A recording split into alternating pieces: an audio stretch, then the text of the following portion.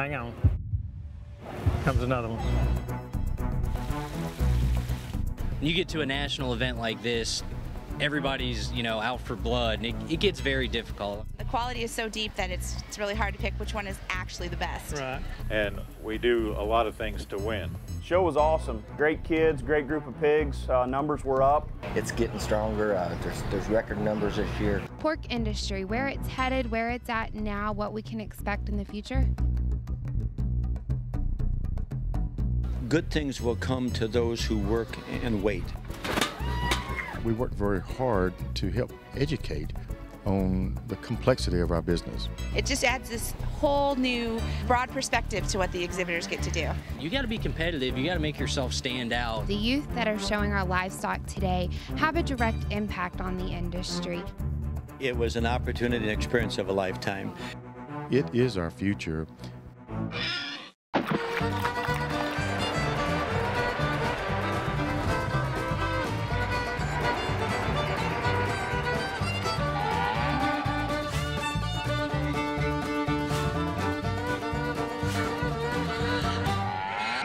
Stockshow Confidential. Oh, that's what we like.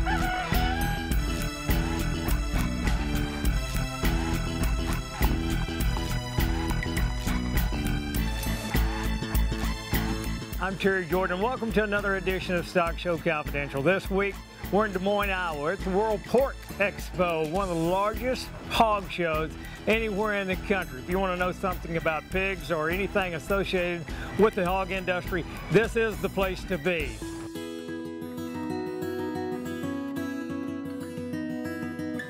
Hi, I'm Rachel Glasscock with Stockshow Confidential, and this morning we're joined at the World Pork Expo by R.C. Hunt. I know the World Pork Expo is one of y'all's largest events. Well, it is. It is a center point for our industry. We bring people in from, I think this year, 38 to 40 different countries internationally are attending. We have 400 exhibitors that are showcasing the latest equipment, technology.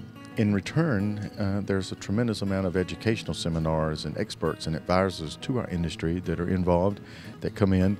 Well, the World Pork Expo has had this junior show associated with it for quite some time now. And for these youth exhibitors, it's a really interesting and unique mesh of the commercial swine industry and the youth swine show pig industry.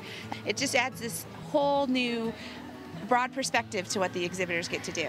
When you come to the World Pork Expo, if you walk out of here with a banner, you know you've accomplished something. It's been competitive, and I thought the barrel show yesterday was as tough as it's been. That is right. You win a class, and it's something to really be proud of.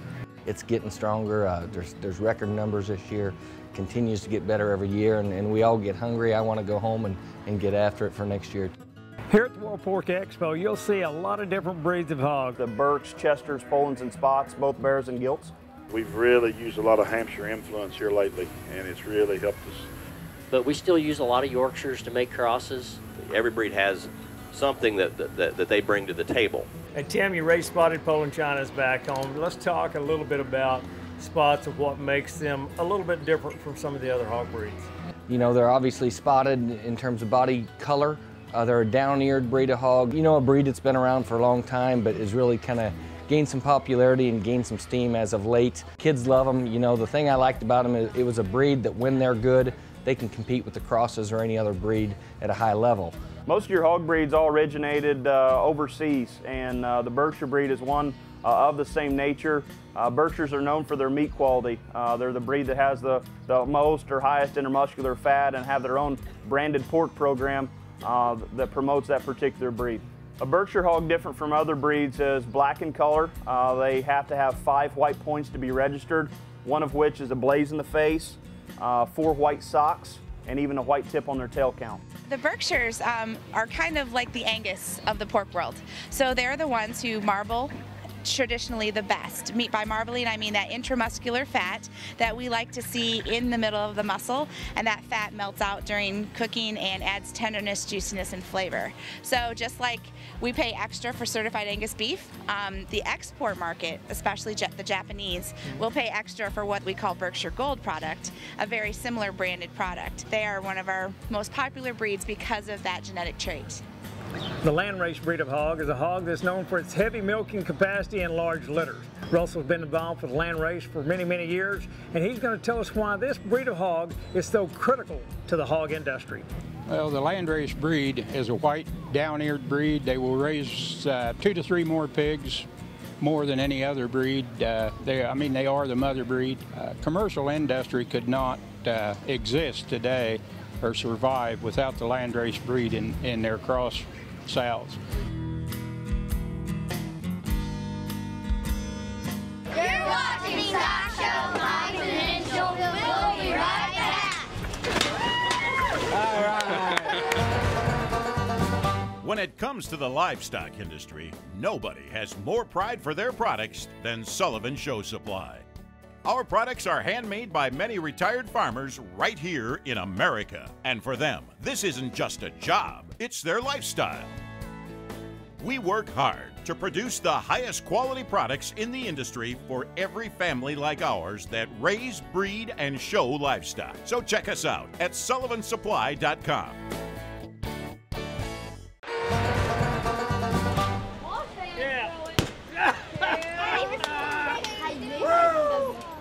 Jim McCoy, Steve Rodabaugh, Bob Liston, Brandon Ogle, I'm Trent Luce. And thanks to Sure Champ and Drive Magazine for creating this unprecedented opportunity for unfiltered discussion and dialogue here at the World Pork Expo 2012. Where you're from and your involvement in the pork industry, and then we'll go from there. I'm Jim McCoy from Bloomingburg, Ohio, and I'm currently the chairman of the Youth Advisory Board for the NJSA. Steve Rodabaugh, Rensselaer, Indiana. I farm with 3 brothers, Jack Rodabaugh and Sons.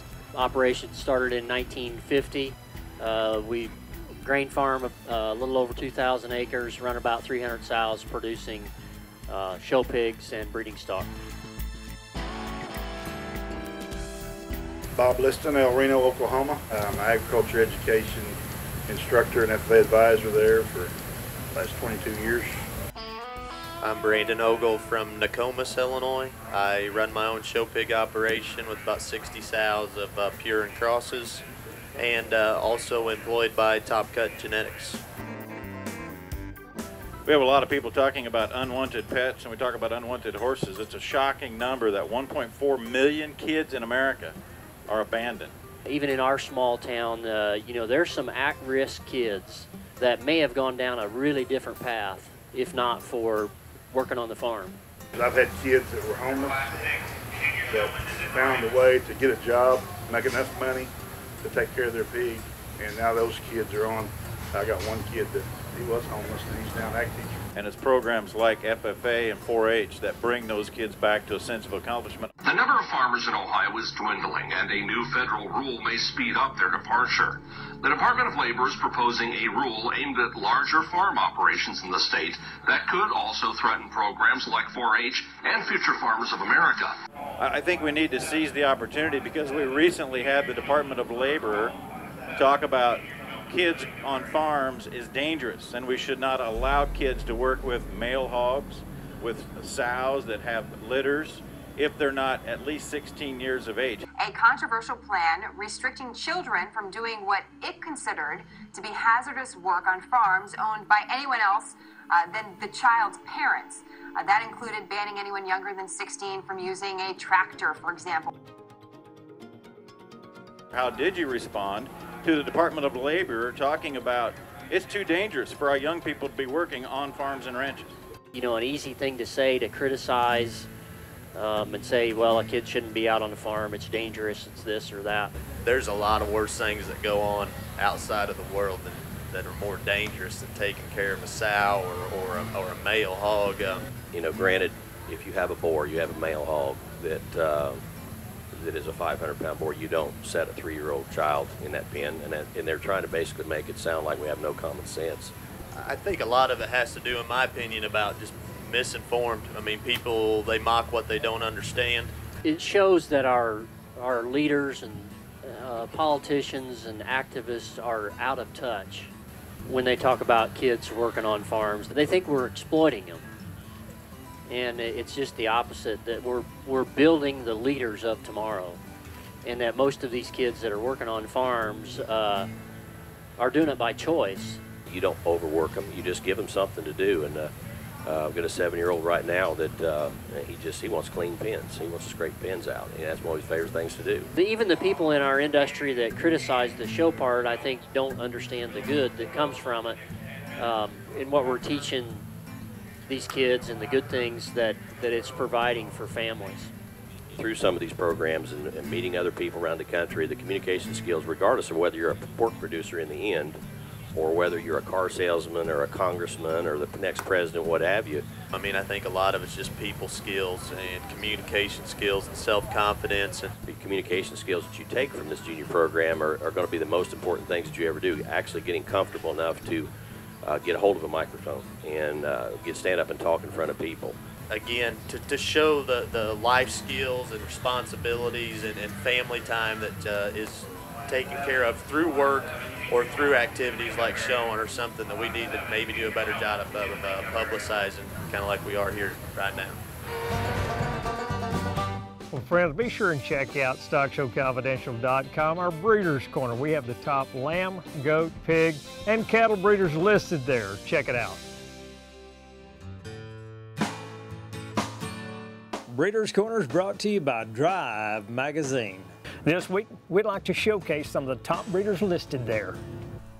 WHR Shorthorns, located in Van Alstyne, Texas. From a powerful lineup of show ring champions to one of the most dominant shorthorn production cells in the country, the WHR prefix is known as a symbol of quality, and the WHR Shorthorns have been at the forefront of the shorthorn industry for over 2 decades. Visit them at WHRshorthorns.com. Drew Jarvis Show Pigs, located in Blanchard, Oklahoma. The power of genetics that has proven to win. With many champion titles, Drew Jarvis Show Pigs is no stranger to the winner's circle. Come check them out and find your next champion. Look them up, DrewJarvisShowPigs.com. Sullivan Farms is a family-owned and operated cattle operation in Dunlap, Iowa. Owners John and Dee Dee Sullivan, along with their children and dedicated team, focus their program on the goal of raising sound, functional shorthorn and shorthorn plus and black crossbred cattle. Visit them at maternallegends.com. If you'd like to be part of this exciting opportunity to showcase your breeding program or have an upcoming sale that you would like to promote, contact me at Terry@StockshowConfidential.com. EB aluminum trailers are the choice of serious showmen. Began in 1938, EB's among the most experienced livestock trailer builders. Family owned for 3 generations with dealers all over North America, EB will be there for the long haul. So it's no wonder you see more EB trailers and show lots than any other brand. Champions choose EB. Come choose yours.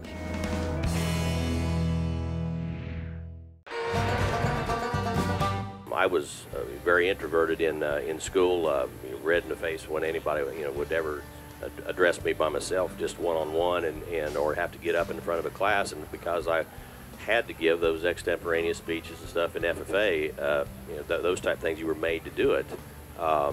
That made me comfortable enough, and basically shaped my entire life. And do something like this, or judge a major stock show. If you'd have told me that 10 years ago, I'd have laughed you out of the room. And it was from activities like this and FFA and 4-H livestock judging and showing livestock and being around people what enabled me to do that. Don't forget, we're not using the kids to make livestock better. We're using livestock to make the kids better.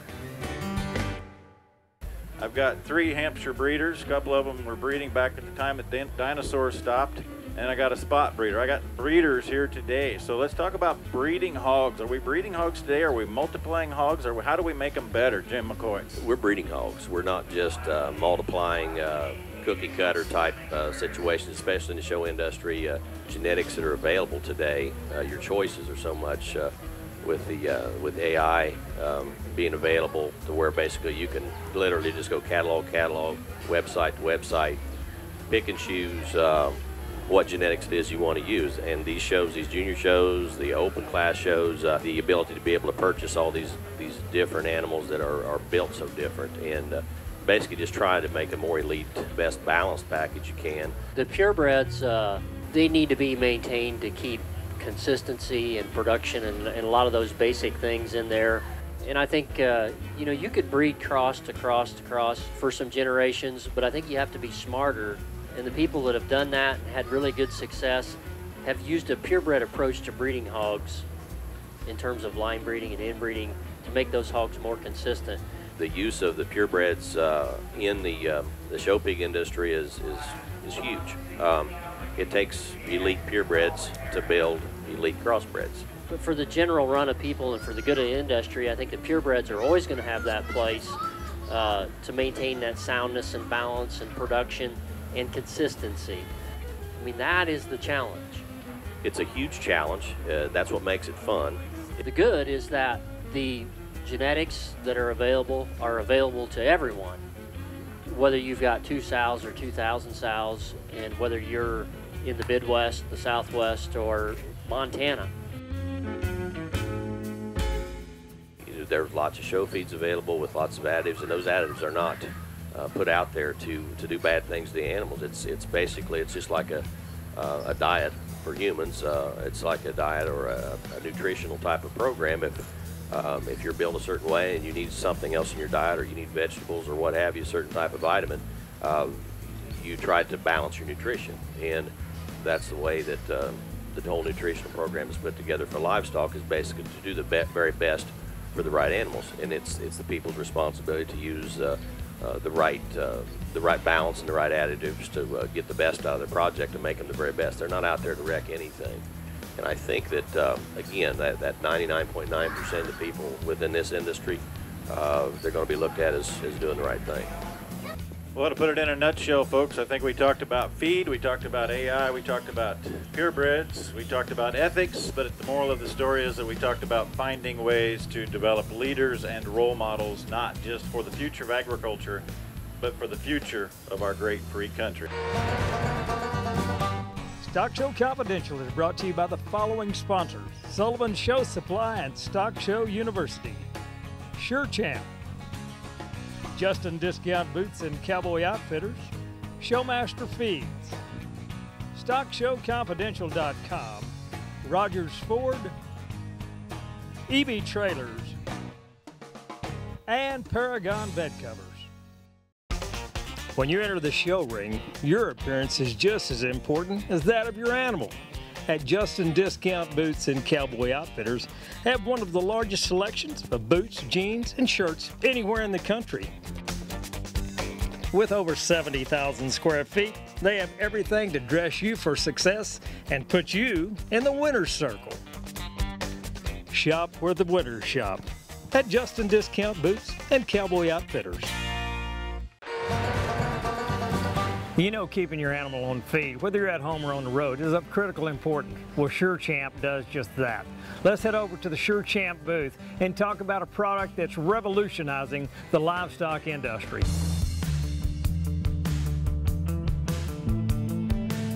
I started using Sure Champ last winter. We had a set of boars on feed to go to the Southwest Tide Conference in Belton, Texas. What we initially saw when we started feeding Sure Champ was just immediate appetite out of those boars, and general health was really good. It's a product we'll continue using in our program for years and years to come ahead. Right now we're at the World Pork Expo in Des Moines, Iowa, and I'm visiting with Dan Hogue. What do you look for whenever you're selecting a market hog? That's a very good question, because as you know, over the years that I have judged, which will soon be 4 decades, you know, types have really changed. And what is so great about where we are right now in the swine industry is, I think maybe for the first time in those 4 decades, that the industry is really settling in on a type that is a very practical kind of market hog that we can breed and grow and raise and exhibit, but also, you know, the keeping in mind our optimum endpoint is lean pork. I like where we are. You know, we made hogs too lean 15 years ago. I mean, I was raising hogs then, and we made them too lean. Well, now, you know, a big product in additives is fat, which I'd like to think genetically, you know, we can bring them back, and if we'd stay in the middle somewhere, you know, 7/8 tenths of fat to me is an ideal place to be. And you know, some hogs at these deals, because of the additives, I'd say get a little too fleshy or too fat. I like where we are in terms of muscle. There's not many hogs that show that don't have enough muscle for the industry. We're putting a lot of emphasis on structure, you know, correctness, structural soundness. You know, there for a while we didn't have enough bone on the hogs. You know, we're stressing foot size and bone and some of those things. So I like where we are. You know, to find your way to the winner's circle, we're going to hear from Josh Flores. He is our showmanship judge here at the World Pork Expo. Let's hear what he has to say. The first thing you learn is you always keep the hog between you and the judge. You always keep your eyes on the judge. It's a sign of respect. It's a sign of focus and attention. You know, that way you can anticipate where that judge or where that official is going to be at next, where their head's going to be looking. That way you can always be in that line of sight. That's really where a lot of kids separate themselves, is they can anticipate what I'm going to do. We like kids to be able to drive their hogs at any angle to, or you know, whether it's at us, whether it's away from us, whether it's from side to side. You know, they should feel comfortable in any part of that ring, moving that hog any way that they need to. These show projects are practically second family to these kids throughout the year and the time that they show them, and it makes a huge difference. You know, you can tell when a hog's seen a show ring or it's been exposed to people compared to when it's not. In the swine showing industry today, one word probably describes success or failure on the part of showmanship, and that is endurance on the part of the pig. A lot of the modern things that people talk about, like bone or squareness of build and design, are very important, but it's always a balance of traits. To me, it's the one that adds up the most positives with the fewest faults, and those are usually the ones that sort to the top. You know, you can think you have a very good hog, but I mean, you just simply don't realize till you are here. And in competition, how absolutely competitive this has become. I think anytime you put people in a competitive situation, whether it's livestock shows or athletic events or just business, people are going to push it to try to win if they can. But at the same time, the vast majority, again, of the people here and the kids are all here for the right reasons. And I would argue that the people in our industry are good people. They do it right. I think basically that this whole industry is full of really good people. They have a work ethic and they actually care about these animals. Like Brandon was talking, you know, they live a life of fluffy shavings and getting a bath every day, and exercised and walked and groomed with brushes, and they're treated really well.